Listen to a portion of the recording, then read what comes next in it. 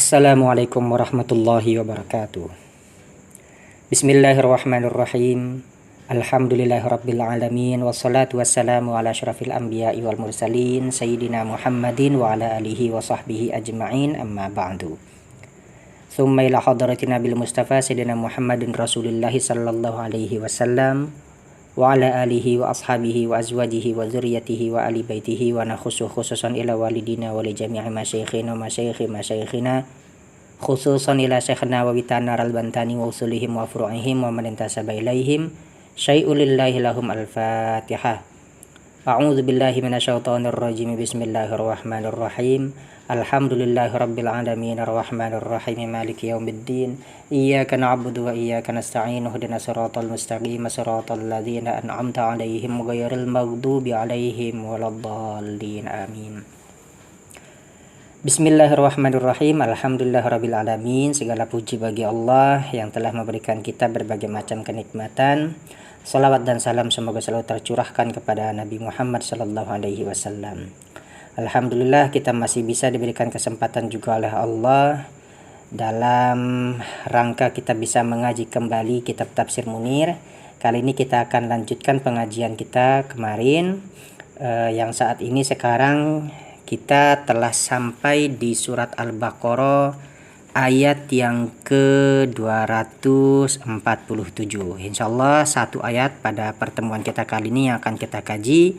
Semoga apa yang kita kaji pada pertemuan kita kali ini mendapatkan rahmat dan juga tambahan ilmu dari apa yang saat ini kita baca atau kita pelajari atau kita kaji.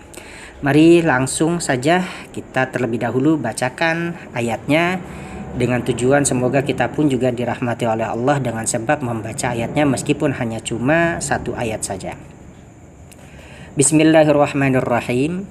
Qala ta'ala A'udzu billahi minasyaitonir rajim. Bismillahirrahmanirrahim. Wa qala lahum nabiyyuhum innallaha qad ba'atsa lakum taluta malika. Qalu anna yakunu lahul mulku 'alaina wa nahnu ahaqqu bil mulki minhu wa lam yu'ta sa'atan minal mal. Qala innallaha astafahu 'alaikum wa zadahu bastatan fil 'ilmi wal jism. Wallahu yu'ti mulkahu man yasha' wallahu wasi'un alim. Shadaqallahul alim. Jadi pada ayat ini sebelum kita langsung kepada kitab tafsirannya itu masih melanjutkan kisah dari pertemuan kita yang kemarin itu ya. Kisah tentang memilihnya orang-orang Bani Israel terhadap raja yang nantinya akan memimpin mereka untuk berperang melawan musuhnya, yaitu berperang melawan kaum Jalut atau pasukan Jalut. Nah, di sini kita lanjutkan ayat ini dengan kita langsung menelusuri kisah tersebut di dalam kitab Tafsir Munirnya. Nah, kalau di dalam kitab Tafsir Munir itu sendiri saat ini kita sudah sampai di halaman yang ke-70. Mari kita baca ya. Bismillahirrahmanirrahim. Qala al-muallif rahimahullahu ta'ala wa nafa'ana bihi wa bi ulumihi wa fi kitabihi fid dharaini amin. Allahumma yassir lana wa la tu'asir alaina ya karim bi rahmatika ya arhamar rahimin. Rabbi shrah li sadri wa yassir li amri wa hlul 'uqdatam min lisani yafqahu qawli. Bismillahirrahmanirrahim. Wa qala lahum nabiyyuhum innallaha qad ba'atsa lakum ay li ajli su'alikum taluta malikan. Wa qala lahum dan berkata lahum kepada mereka Bani Israel nabiyyuhum nabi mereka innallaha sesungguhnya Allah qad ba'atsa lakum sungguh Allah telah mengutus atau telah mengangkat lakum untuk kalian wahai Bani Israel ay li ajli su'alikum artinya dengan sebab permintaannya kamu, permohonannya kamu, taluta malikan, dengan mengutus Talut malikan menjadi seorang raja. Ai artinya lamma sa'alallah ta'ala ketika Nabi memohon kepada Allah Ta'ala ayyubayyina lahum malikan agar memberikan kejelasan kepadanya Bani Israel atau juga mengungkapkan lahum kepadanya Bani Israel malikan tentang seorang raja atau akan seorang raja, arsalallahu lahu ason wa qarnan fihi duhnul qudsi. Arsalallahu ason, Allah mengirimkan lahu kepadanya nabi tersebut ason akan tongkat, wa qarnan dan juga tanduk, fihi yang di dalamnya tanduk tersebut duhnul qudsi terdapat minyak kudus, minyak suci. Jadi di sini kan lanjut ceritanya ketika kemarin itu orang-orang Bani Israel memohon kepada nabinya supaya sang nabi tersebut itu meminta kepada Allah agar Allah berkenan mengutus atau mengangkat seorang raja yang nantinya raja tersebut itu bisa memimpin mereka dalam memerangi musuh-musuhnya mereka. Akhirnya Allah menjawab permintaan mereka itu tadi dengan mengutus seorang Tolut, yang nanti Tolut itu akan diangkat oleh Allah menjadi seorang raja. Nah, tetapi di sini ceritanya ketika Allah mengijabah permohonannya nabi mereka, permohonannya nabi dari orang-orang Bani Israel itu tadi, Allah nggak langsung mengangkat begitu saja. Artinya di sini pertama Allah memberikan tanda-tanda terlebih dahulu dengan cara Allah mengutus atau mengirimkan sebuah tongkat, sebilah tongkat, dan juga mengutus atau mengirimkan kepada sang nabi tersebut itu tanduk yang di dalamnya terdapat minyak yang telah disucikan oleh Allah, itu minyak kudus. Wakila, dan dikatakan lahu kepadanya sang nabi, Inna sahibaka alladhi yakunu malikan huwa may yakunu tuluhu tula hadhil asa.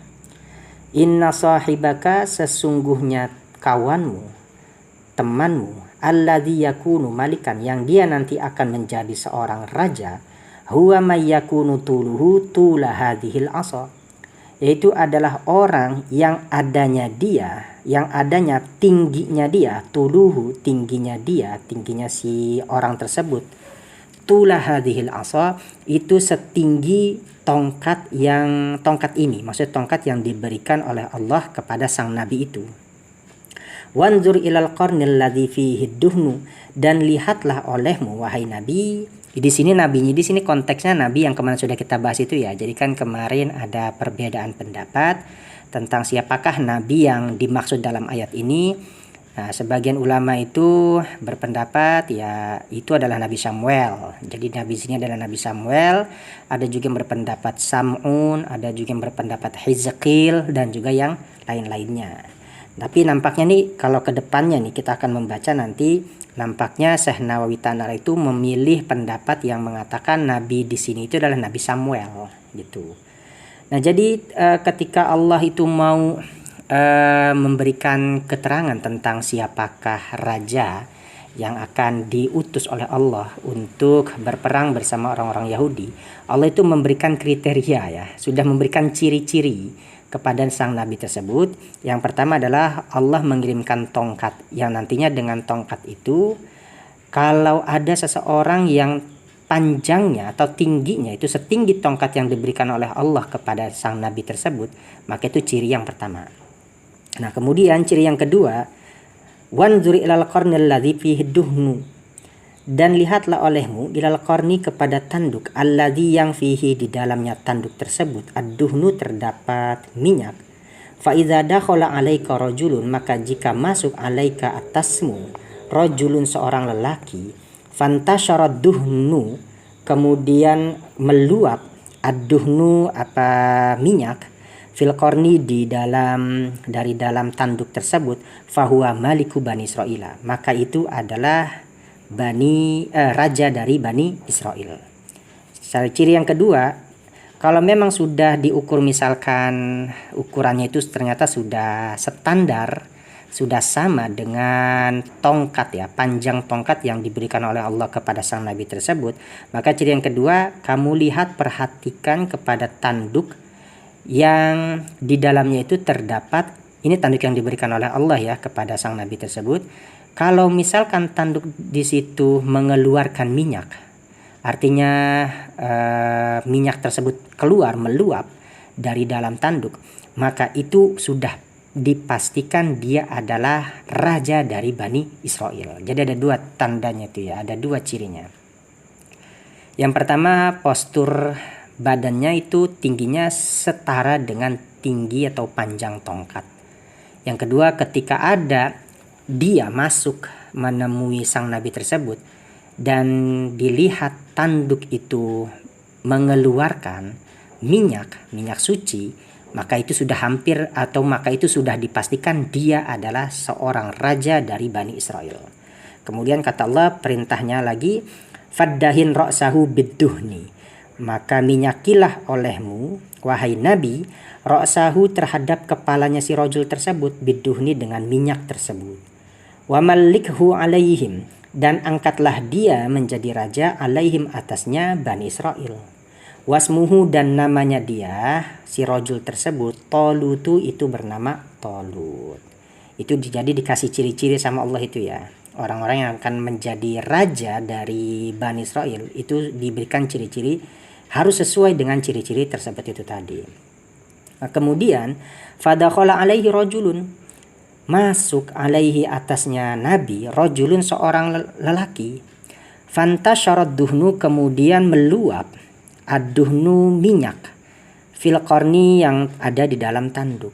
Faqama Samuailu, kemudian berdiri Nabi Samuel. Jadi Nabi di sini ternyata ya jelas itu tadi ya. Jadi Syekh Nawawi rupanya di sini lebih memilih kepada pendapatnya yang mengatakan Nabi di sini adalah Nabi Samuel. Faqama Samuailu, kemudian berdiri Samuel, faqasahu bil asa, kemudian mengukur ya Samuel bil asa, dengan tongkat. Fakana ala tuliha, maka adalah si rajul itu ala tuliha, itu sesuai dengan tinggi tongkatnya yang dipakai buat ngukur si rajul itu tadi. Jadi tingginya itu setara. Wa qala lahu, dan kemudian berkata lahu kepadanya si rajul, qarrib ra'saka, dekatkan kepala kamu. Faqarrabahu, kemudian si rajul itu tadi, di sini rajul di sini sudah diketahui namanya Talut ya.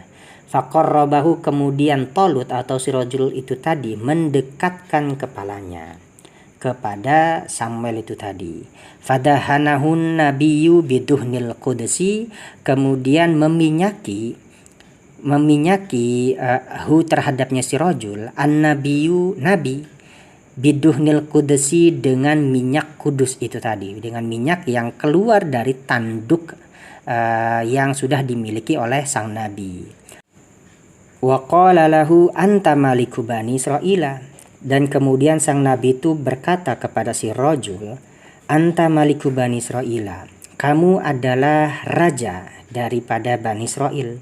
Alladzi amarani Allahu, yang Allah telah memerintah kepadaku, an umallika ka alaihim, untuk mengangkat kamu menjadi raja alaihim atasnya Bani Israel.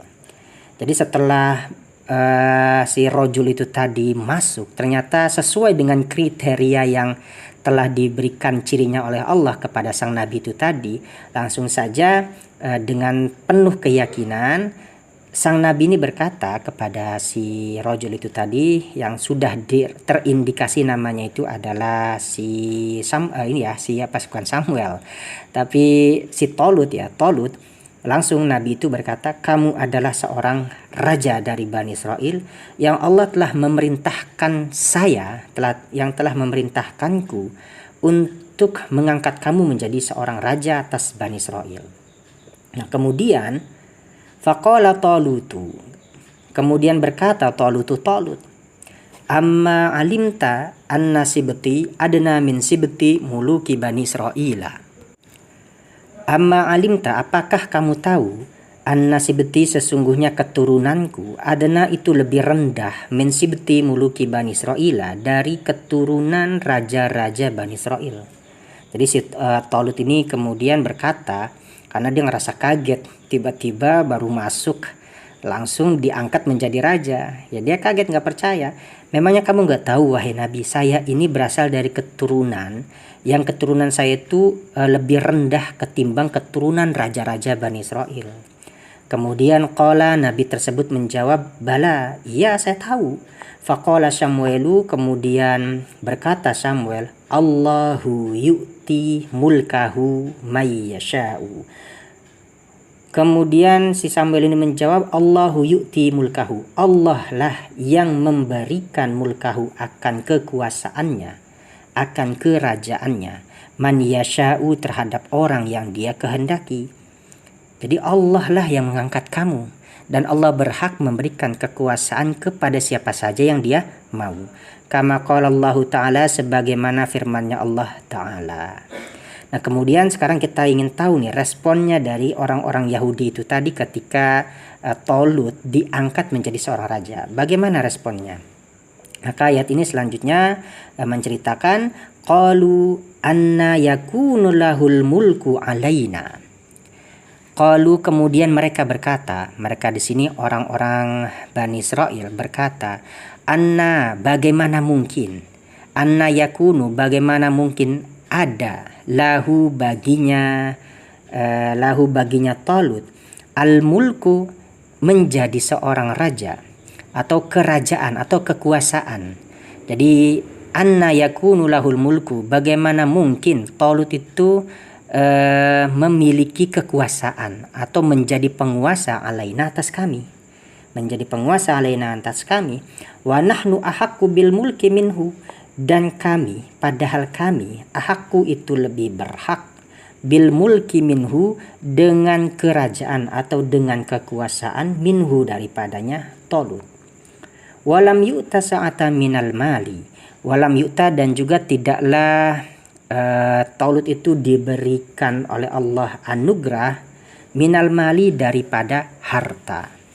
Jadi ini ada ngerasa keheranan nih orang-orang Bani Israel ketika si Tolut itu diangkat oleh Allah menjadi raja. Orang-orang Bani Israel itu malah ngerasa heran, bagaimana mungkin Tolut itu menjadi penguasa atas kita atau menjadi raja kita, sedangkan kita ini lebih berhak menjadi raja daripada dia. Dan ditambah lagi Tolut itu nggak memiliki harta, gitu loh maksudnya. Artinya tafsirannya di sini lebih jelasnya, qalu, mereka orang-orang Bani Israel berkata, min aina yakunu lahul mulku alaina, dari mana adanya si Tolut, adanya Tolut, al mulku alaina, menjadi penguasa alaina, atas kami. Wal halu nahnu aula bil mulki minhu, dan padahal kami aula bil mulki minhu, itu lebih layak atau lebih utama dengan menjadi raja, menjadi penguasa, minhu, daripada Tolut itu sendiri. Walaysa lahu sa'atul mali, walaysa, dan tidaklah ada lahu baginya Tolut, sa'atul mali, kelapangan harta, liyunfiqa, supaya bisa memberikan infak atau nafkah atau biaya, alal jaisi, atas tentara. Gitu. Jadi ungkapannya ya kira-kira seperti itu tadi lah. Jadi orang-orang Bani Israil itu ngerasa heran, ngerasa kaget. Jadi mereka berkata, qalu min aina yakunu lahul mulku alaina. Jadi mereka berkata, dari mana mungkin Tolut itu menjadi raja atas kami, menjadi penguasa atas kami, padahal kami itu lebih berhak menjadi raja daripada dia. Ditambah lagi Tolut itu nggak memiliki kelapangan harta yang bisa dia gunakan untuk membiayai tentara. Wa innama qalu, nah sini dilanjutkan, wa innama qalu, dan hanyalah qalu dzalika, orang-orang Bani Israil itu berkata seperti itu, li'annahu, karena sesungguhnya, kana fi Bani Israila sibtoni, dahulu di kalangan Bani Israel sibtoni terdapat dua generasi.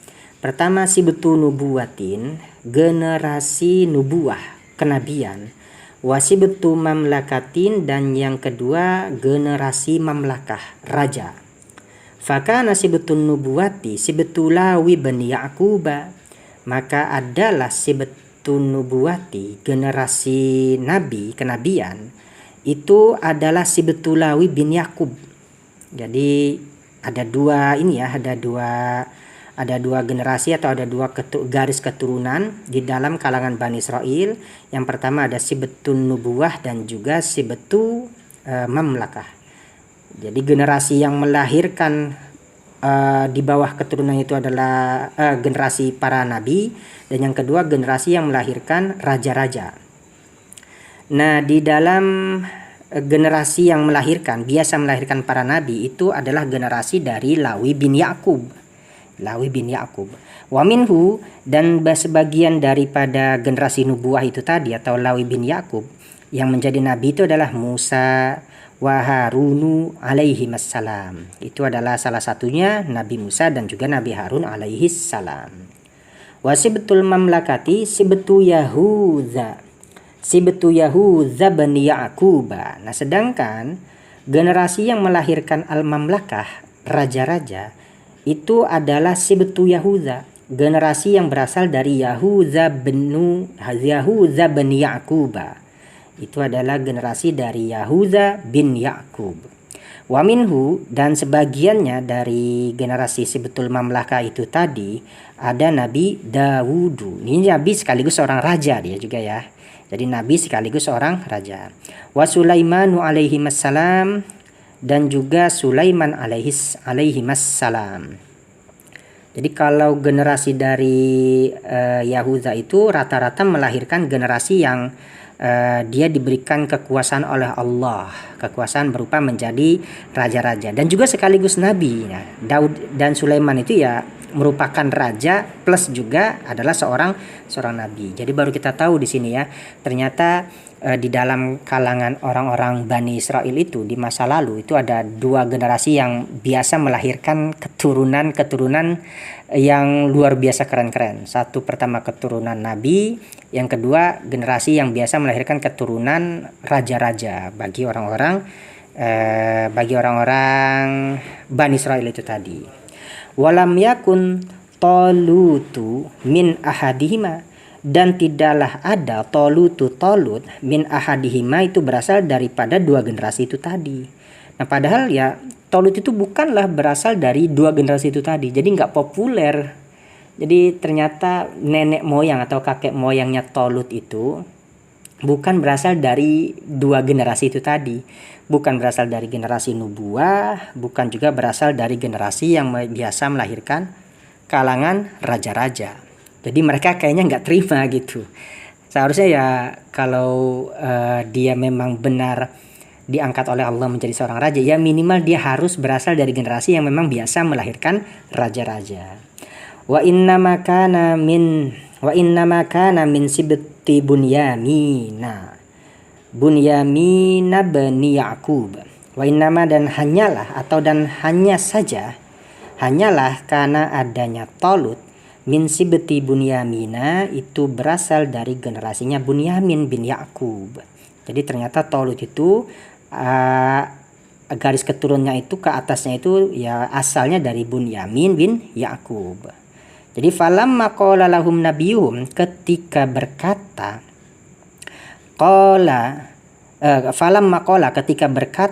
lahum kepadanya orang-orang Bani Israel, kepadanya mereka, nabiyuhum nabi mereka, zalika akan perkataan tersebut itu tadi, perkataan yang berupa mengangkat si Talut ini menjadi seorang raja. Ankaru, orang-orang Bani Israel itu mengingkari. Ini sudah menjadi suatu hal yang biasa kayaknya di kalangan Bani Israel itu.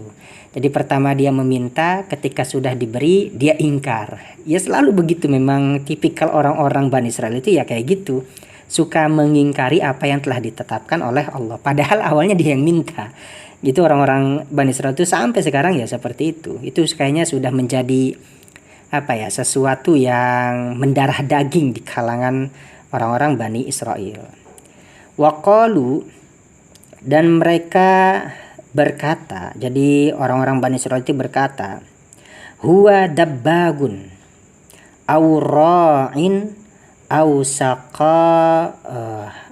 saqaun yastaqil ma'a ala himarin lahu.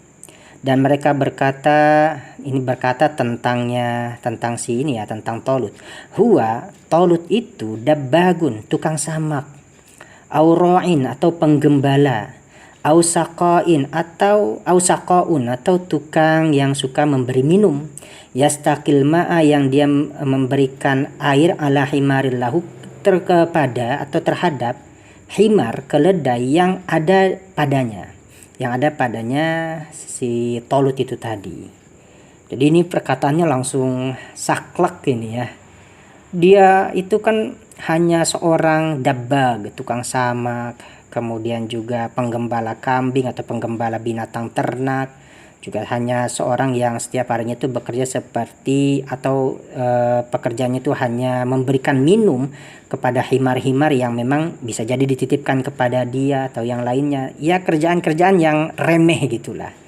Wa innama dan hanyalah nuzi'a dicabut al-mulku kekuasaan, wan nubuwatu atau kerajaan, wan nubuwatu dan juga pangkat kenabian, minhum daripada mereka kalangan-kalangan Bani Israil itu tadi, di annahum karena sesungguhnya mereka orang-orang Bani Israil itu tadi, amilu dzanban aziman, mereka telah berbuat dosa yang besar. Kanu dahulu mereka, ini salah satu dosa yang telah mereka lakukan, yankihunan nisaa ala dhahrit tariqi jiharon. Yankihuna mereka menikah. Cuman rasa-rasanya makna yankihuna di sini adalah menjima kayaknya, menjima di sini. Jadi bukan nikah bermakna akad, tapi nikah bermakna menjima. Ini bahasanya itu dilembutkan kayaknya sepertinya oleh Syekh Nawawi ini tadi ya. Jadi kanu yankihuna nisaa, mereka menjima an-nisaa akan istri-istri atau perempuan, ala zahri tariqi di jalan persimpangan atau ya di punggung jalan, maksudnya di jalanan gitulah. Ala zahri tariqi, di jalanan, jiharon secara terang-terangan. Jadi ini luar biasa, adab mereka itu sudah, moralitas mereka itu sudah rendah sekali. Faghadiballahu, kemudian Allah marah, alaihim atasnya mereka, binaz'i dzalika minhum, dengan cara melepas atau mencabut dzalika hal yang tersebut itu tadi, yaitu al-mulku dan juga nubuah, minhum daripadanya mereka. Wa kanu dan dahulu mereka, yusammuna mereka disebut atau dinamai sibtul ismi, dengan generasi pendosa. Nah, di sini nih ada sesuatu hal yang perlu kita petik hikmah di sini ya. Sebenarnya orang-orang Yahudi itu tadi atau orang-orang Bani Israil itu tadi, garis keturunannya itu bagus-bagus, itu di awal-awal ya. Hanya garis keturunan yang di awal-awal sebelum zamannya yang sekarang sedang kita bicarakan itu tadi.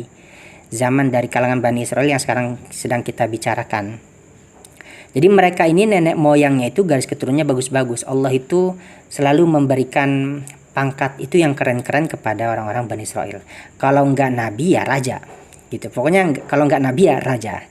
Tapi dengan sebab mereka sering melakukan dosa-dosa, dan dosa-dosanya itu dosa yang lumayan besar atau bahkan mungkin juga cukup besar, akhirnya Allah marah. Nah, ketika Allah marah, Allah tidak mau lagi memberikan sesuatu hal yang istimewa kepada mereka disebabkan dosa-dosa mereka itu tadi. Yang harusnya mereka bisa melanjutkan generasi-generasi yang keren-keren itu tadi, dengan sebab dosa mereka Allah batalkan. Allah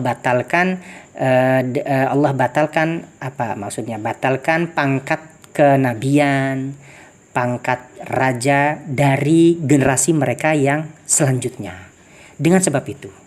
Nah, berarti kalau begitu, kalau kita punya keturunan yang bagus, punya keturunan di atas itu keturunan yang bagus lah, entah mungkin itu keturunan kiai atau mungkin keturunan pejabat, pengusaha, maka jangan dibatalkan. Generasi kita yang di atas itu sudah bagus-bagus kiprahnya, kita batalkan dengan perbuatan kita sendiri, gitu loh. Kalau kita batalkan dengan cara misalkan ya berbuat sesuatu yang memang gak layak dilakukan atau memang tidak pernah dilakukan oleh para pendahulu kita, itu sama saja ketika kita melakukan itu sama saja kita sedang membatalkan garis keturunan yang bagus-bagus itu tadi kepada kita. Akhirnya wajar kalau ada misalkan bapaknya pejabat. Nah misalkan nih anak ya setiap harinya suka mabuk-mabukan, ya sekolah juga nggak bener, kuliah nggak beres, nyantren juga nggak bagus. Ya dia nggak mungkin lagi jadi pejabat gitu loh, seperti bapaknya. Karena dia menjadi orang yang gagal disebabkan dia melakukan sesuatu yang tidak semestinya dilakukan sebagaimana yang dilakukan oleh para pendahulunya gitu. Bahkan di sini ya, kita kembali lagi ke sini, ketika mereka sudah melakukan perbuatan-perbuatan dosa, ya mereka akhirnya disebut dengan generasi para pendosa gitu. Jadi mereka dikenal dengan generasi para pendosa. Jadi wajar Allah mengangkat, memberikan kekuasaan kepada orang yang memang layak. Nah di sini yang layak itu adalah ya Tolut itu tadi. Kenapa Tolut itu layak menjadi seorang raja padahal dia bukan berasal dari keturunan yang keren-keren gitu loh, yang di atasnya itu keren-keren, yang keturunannya itu hebat-hebat. Dia adalah orang biasa, tukang samak, tukang penggembala, kemudian kerjanya cuma memberi minum keledai dan yang lain-lainnya. Bisa jadi dia melakukan sesuatu yang istimewa, bisa jadi akhlaknya bagus, mungkin juga dia mumpuni dalam keterampilan-keterampilan yang memang dibutuhkan bagi seorang raja. Hanya dia misalkan yang memiliki, ya mau nggak mau akhirnya Allah mengangkat dia gitu loh. Nah ini bisa kembali kepada kita itu ya, kita bisa ambil ibrah dari kisah ini. Nah kemudian dilanjutkan, qala berkata sang nabi, ay nabiyuhum artinya nabi mereka, nabi Bani Israel, innallaha astafahu, sesungguhnya Allah istafahu, dia telah memilih Tolut. Ai ikhtarahu bil mulki, artinya Allah telah memilih Tolut bil mulki dengan kekuasaan, dengan menjadi seorang raja alaikum atas kalian. Wazadahu bastotan, dan Allah memberinya tambahan kepada Tolut, bastotan akan keluasan atau kelebihan. Ai sa'atan artinya keluasan, fil ilmi di dalam ilmu. Ai ilmil harbi artinya ilmu perang, wa ilmid dayanati atau diyanati dan ilmu-ilmu agama. Hatta kila bahkan dikatakan innahu sesungguhnya Tolut nabiyun itu adalah seorang nabi, uhiya ilaihi yang diberikan wahyu kepadanya. Jadi Allah itu telah memilih dia, telah memilih Tolut menjadi seorang raja. Dan bahkan juga Allah memberikan kelebihan tambahan kepada dia, bastotan, ya kekuasaan ataupun juga kelebihan fil ilmi. Bastotan sini kayaknya keluasan ya, bukan kekuasaan, keluasan atau kelebihan di dalam keilmuan-ilmuan yang dibutuhkan untuk berperang. Jadi ternyata karena saking bobroknya orang-orang ini ya, orang-orang Bani Israel, dan kemudian hanya dia yang pinter, yang jenius dalam segi taktik berperang, yang ngerti, ya dialah yang pantas begitu. Jadi ini lagi ya untuk kita ya, pengingat buat kita. Kalau suatu waktu kita hidup di masyarakat yang bobrok, masyarakat yang adabnya sudah terkadung parah, kacau, maka kita jangan ikut mereka. Ketika kita ikut mereka, ya sudah, kita akan binasa juga sama seperti mereka. Tapi ketika kita di situ satu-satunya orang yang baik di antara orang-orang yang bobrok itu tadi, pasti kita akan dipilih oleh siapapun karena kita memiliki kelebihan yang tidak dimiliki oleh masyarakat tersebut. Gitu. Jadi intinya orang yang punya keahlian apapun di satu masyarakat, nggak usah takut dia nggak akan dipilih. Kalau seandainya dibutuhkan, pasti yang akan dicari itu dia, bukan masyarakat yang bobrok itu tadi. Gitu ya. Wal jismi, dan juga diberikan kelebihan al jismi. Jismi ini artinya tubuh atau keperkasaan. Bil kuwati dengan kekuatan atau keperkasaan, ala mubarazatil adui untuk melawan. Mubaraza itu artinya berduel. Maksud di sini adalah melawan musuh. Wabil jamali, dan juga ketampanan, wabitulil qamati, dan juga dengan tegapnya badan ketika berdiri itu tegap atau panjang, artinya tubuhnya itu tinggi gitulah, tinggi. Tulil qamah, tinggi. Fa innahu, maka sesungguhnya si Talut atwalu min ghairihi, itu lebih tinggi min ghairihi daripada yang lainnya.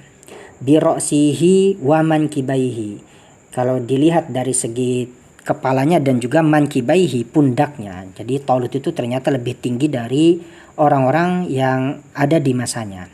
Fakana a'lamu bani Israila. Fakana, maka adalah si Talut itu tadi, a'lamu, dia lebih, atau a'lamu, sealim-alimnya orang yang berasal dari kalangan Bani Israel yauma idzin, pada hari itu. Wa ajmalahum, dan yang paling tampan. Wa atammahum khuluqan, dan yang paling sempurna khuluqan, akhlaknya, perangainya. Jadi ini segala kriteria-kriteria yang mendukung untuk menjadi seorang pemimpin dia punya gitu loh. Pertama, tubuhnya tinggi, kemudian paling cerdas, yang selanjutnya paling tampan, dan paling bagus perangainya. Jadi kriteria pemimpin itu ya seperti ini itu tadi. Semuanya itu lengkap ada di dalam diri dia. Wallahu, dan Allah ataupun Allah, yu'ti mulkahu may yasha'u.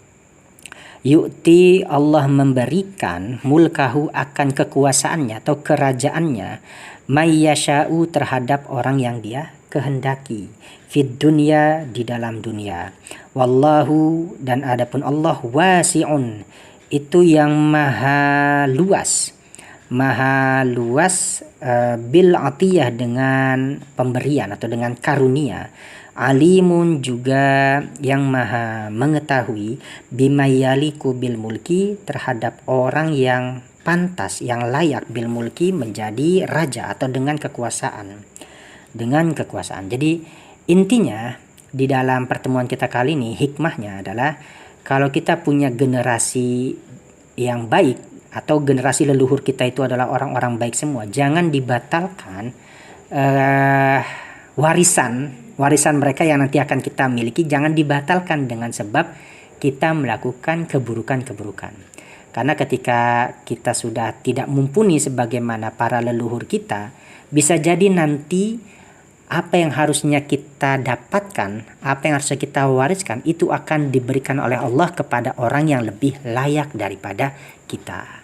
Ya, mungkin inilah yang bisa dapat saya sampaikan. Semoga ini bermanfaat. Saya akhiri, wallahu a'lam bishawab. Assalamualaikum warahmatullahi wabarakatuh.